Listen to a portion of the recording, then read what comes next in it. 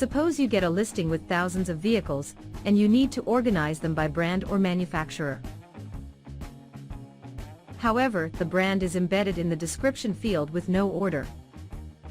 This kind of situations are frequent, and the average Excel user is hopeless.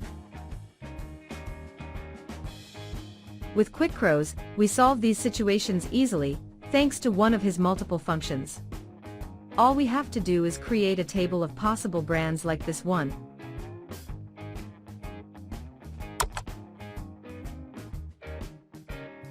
Once the listing is ready, we ask QuickRows to search each brand and extract it from the column where it can be found. That's it. With QuickRows, data cleansing becomes easy. We invite you to try it. See you in the next video.